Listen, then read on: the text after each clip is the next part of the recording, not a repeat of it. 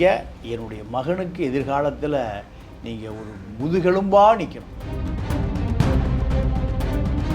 விஜய் சாப்பிட்றார், தட்டு கழுவிட்டு இருக்கார், 9 வீட்டிலிருந்தே கொண்டு வந்து சாப்பிட்றாரு. அப்படி மீதியெல்லாம் எங்கே அந்த மாடல் தான் கொண்டு சாப்பிடுவான். இந்த திராவிடைக்குமே அசிங்கம் பிடிச்சவங்க, ₹1 அரசியலுக்கு தகுதி இல்லாதவன். 6 மாதம் கழித்து தானாகவே தகுதி இழப்பு வந்த பிறகு அத்தனை பேரும் விசிலுக்கு போயிடுவான். இந்த ஊழல்வாதிகளை சேர்த்துட்டிங்கன்னா நீங்கள் எப்படி ஊழல் ஒழிப்பீங்க?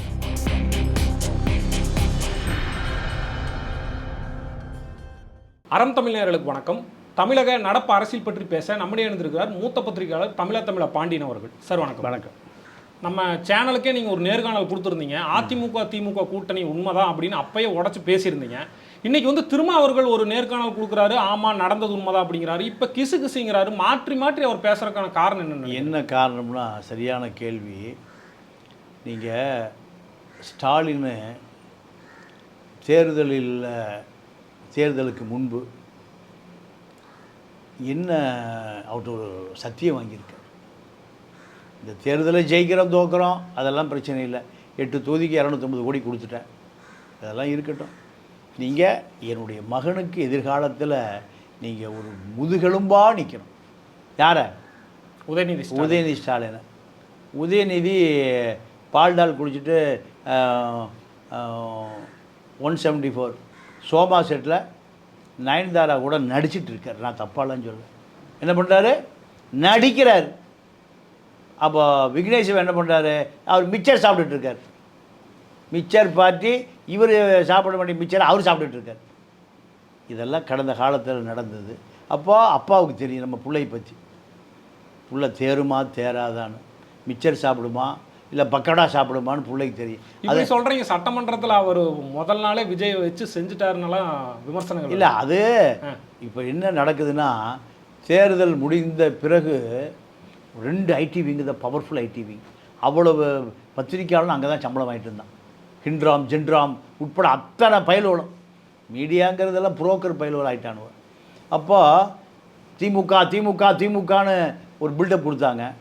கடைசியில் திமுக காணாமல் போச்சு.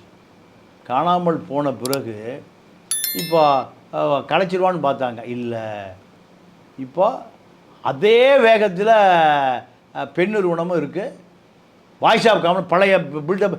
ஏன்னா மீண்டும் ஆட்சிக்கு வரணும் திமுகவுக்கு, ஆட்சியை தக்க வைத்து கொள்ளணும் தாவேக்காவுக்கு. 2 பேரும் பழைய சிங்கிள் வந்துட்டாங்க. இந்த கும்பல் பூரா பழைய இடத்துக்கு போயிடுச்சு. ஒரு 5 நாள் ரொம்ப சோகமாக பல பேர் நான் பார்த்தேன். என்ன சம்பளம்லாம் வராதியா, தோற்று போய்ட்டுன்னு கலைச்சிட்டாங்க. இப்போ சம்பளம் வந்துடும். ஏன் மறுபடி அதே இல்லை, திருடி வச்சதை பூரா 5 லட்சம் கோடியை பிடிக்கிட்டு போயிடுவான். இன்கம் டேக்ஸ் வரும், என்ஃபோர்ஸ்மெண்ட் வரும், புறா வரும், அந்நிய செலாவணி மோசடி எல்லாம் வரும். இங்கே லோக்கல்லையும் விஜிலன்ஸ் வரும். அப்போ நமக்கு விடக்கூடாது. இப்படி மறுபடியும் 2 ஐடி விங்கு வார் ரூமு முழு சிங்கிள் வேலை பார்க்க ஆரம்பிச்சிருச்சு. அப்போ இவர்கள் என்ன பண்ணுவாங்க? விஜய் சாப்பிட்றார், தட்டு கழுவிட்டு இருக்கார், 9 வீட்டிலிருந்தே கொண்டு வந்து சாப்பிட்றாரு. அப்படி மீதியெல்லாம் எங்கே அந்த மாடல் தான் கொண்டு சாப்பிடுவான். அப்போ இப்போ சோசியல் மீடியாவை தன்னுடைய சொந்த லாபத்துக்கு பயன்படுத்துகிற போக்கு அதிகரிச்சிச்சு. அரசியலாக ஒரு வாட்ஸ்அப் ஒரு தகவல் வந்தால் பார்க்குறவன் நமக்கு மட்டும்தாண்டா வந்திருக்கு, நமக்கு ஒரு சரியான செய்தி நம்மகிட்ட வந்துருச்சு. நீங்கள் ஒரு படத்தில் ஒரு ஜோக் இருக்கும், நான் தப்பிச்சு இந்த வழியாக போகிறேன், யார்கிட்டையும் சொல்லிடாத, அடித்து கேட்பான்னு சொல்லிடாத, உதச்சி கேட்பான்னு சொல்லிடாத அப்படின்ட்டு போவான். கடைசி என்ன சொல்லியிருப்பான்? ஒன்றுமே சொல்லியிருக்க மாட்டான்.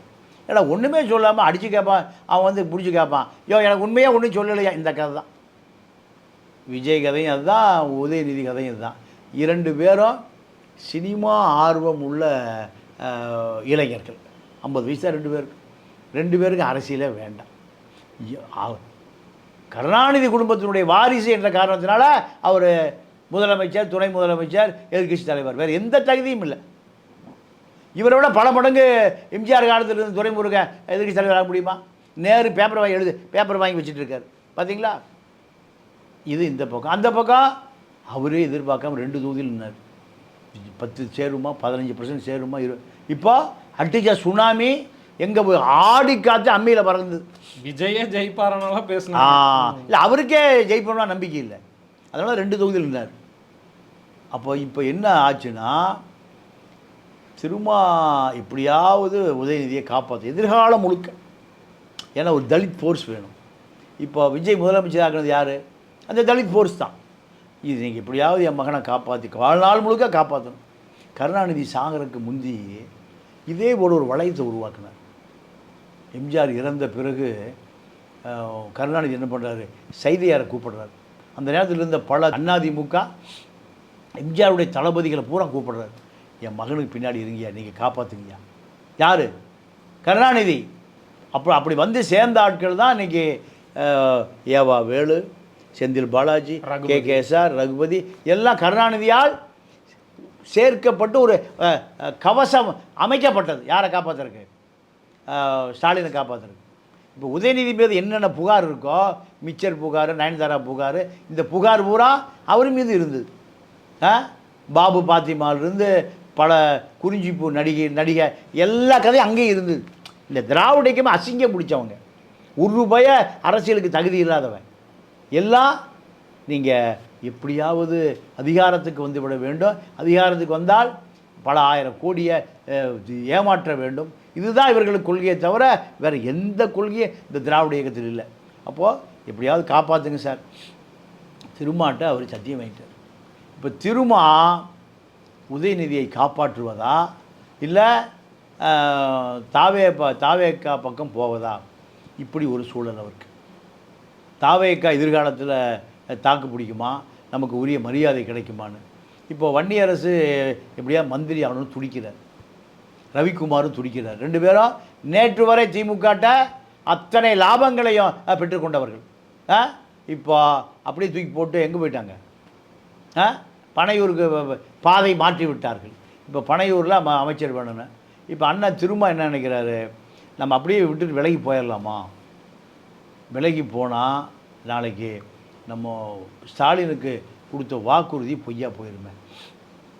என்னம்மா 250-300 கோடி ரூபா தேர்தலுக்கு கொடுத்தாங்க, இன்னும் எவ்வளோ வேணாலும் கொடுப்பாங்க.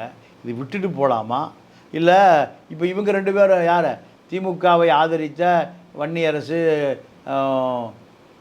ரவிக்குமார், இந்த ஐவர் குழு அப்படியே எங்கே போய் சேர்ந்துச்சு? இப்போ தாவேக்கல் போயிடுச்சு. திமுக இப்போ குலவெறியாக இருக்கான் ஸ்டாலினும் உதயநிதி. என்ன நேற்று வரைக்கும் நம்ம பின்னாடி இருந்தாங்க, ஜால்ரா சத்தம் இமயமலை வரைக்கும் கேட்டது. இப்போ நம்ம அப்படியே தெருவில் விட்டுட்டு அங்கே போயிட்டாங்க, தாவேக்கா போயிட்டாங்களே. ஆனால் அந்த தலைவர் போக மாட்டார், நம்மளை மகனை எப்படியாவது காப்பாற்றுவார். சிதம்பரம் மகனை காப்பாற்றுவதற்கு யார் தேவைப்பட்டா? செல்வ பெருந்தகை, தலித் போர்ஸ் தேவைப்பட்டு. இந்த சூழல் தான் இப்போ உதயநிதியை விட்டுட்டு வெளியேறுவதா, இல்லை தாவேக்காவை வர நாடாளுமன்ற தேர்தலில் ரவிக்குமார் ஜெயிக்கணும். இங்கே செல்ஃப் எடுக்காது, கதை முடிஞ்சு போச்சு. திமுக கதை முடிஞ்சு போச்சு. இப்போ அப்படியே ரவிக்குமாருடைய சொத்து மதிப்பு இன்றைக்கி எனக்கு தெரிஞ்சு பல கோடி தேரும். பிடபிள்யூ கான்ட்ராக்ட், ஹைவேஸ் கான்ட்ராக்ட் எல்லாம் அடித்து பல கோடி இருக்குது. இதெல்லாம் காப்பாற்றணும்னா அடுத்து எங்கே போகணும்? உங்கள் விஜய் போய் ஆகணும். கொள்கையாவது கோட்பாடாகுது ஒன்றும் கிடையாது. ஒரு ஒட்டுமொத்த தலித் எங்கே போயிட்டாங்க? அத்தனை பேர் விஜய் போயிட்டாங்க. அப்போது இந்த கட்சி தலித்துக்கான கட்சியாக கூட நிற்க முடியல. அத்தனை பேரும் அங்கே போயிட்டு. அப்போது திரும்ப இந்த பக்கமாக அந்த பக்கமாக நினைவு வருகிற பொழுது அவர் குழம்புறார். அவரை கூட முதல்வர் ஆக்கிறதால தான் அந்த டிலே ஆச்சுன்னு கூட சொல்கிறாங்க. ஆமாம், அதுக்கு முயற்சி பண்ணாங்க. ஆனால் அதிமுக விடலை.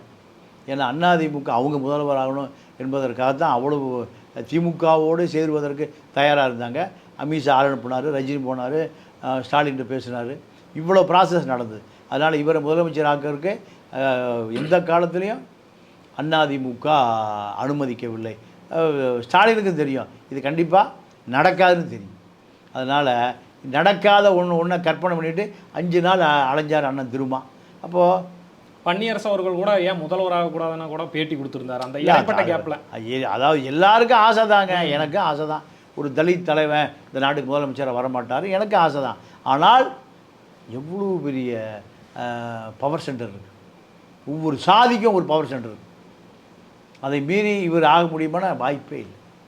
இதுதான் அவர்களே சொல்லியிருந்தார், ஏற்றுக்க மாட்டாங்க இப்போ இருக்கிற கள சூழ்நிலையில் அப்படின்னு கூட சொல்லியிருந்தார். ஏங்க ஒரு தலித் கவுன்சிலர் ஆக முடியலைங்க, கொங்கு பெல்ட்டில் எந்த கட்சியாக இருந்தாலும் கொங்கு தான் இருப்பார். வன்னியர் பெல்ட்டில் யாராக இருந்தாலும் ஒரு திமுக, அதிமுக, காங்கிரஸ், கம்யூனிஸ்ட் எல்லா கட்சியிலும் யார் இருப்பார்? வன்னியர் தான் இருப்பார். முக்குளத்தூர் ஏரியாவில் ஒரு முக்குளத்தூர் தான் இருப்பார். நாடார் பெல்ட்டில் நாடார் தான் இருப்பார். தலித் வந்துட முடியுமா? கவுன்சிலர் வர முடியாது. அப்புறம் எப்படி முதலமைச்சராக வரும்? அதெல்லாம் சாத்தியமே இல்லை. எம்ஜிஆர் இறப்புக்கு பிறகு ஜானி ஜேனின்னு பிரிஞ்சுது. இப்போ சிவி சண்முகம் அணி எடப்பாடி அணி வரைக்கும் கொண்டு வந்து நிறுத்தியிருக்காங்க.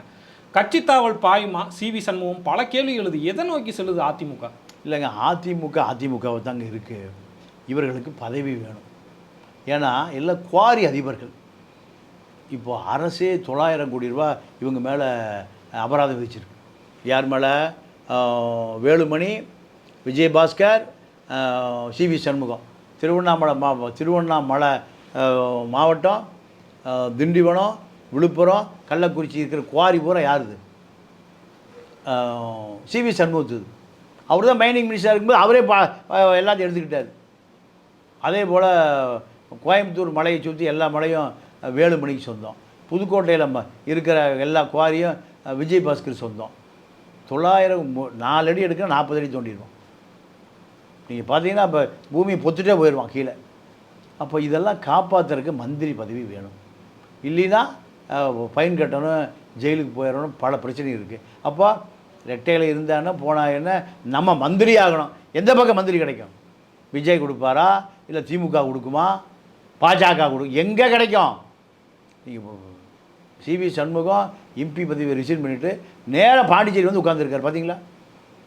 திமுக அதிமுக கூட்டணி வந்து நம்ம மந்திரி. எதுவும் நடக்கலைன்னா எல்லா காரணம் எடப்பாடி தான். சரிப்பா, எடப்பாடி தான் காரணம்னா நீ எடப்பாடியோடல இருக்கணும். அவர் தானே நீயே தேர்ந்தெடுத்த பொதுச் செயலாளர் அவர் தானே.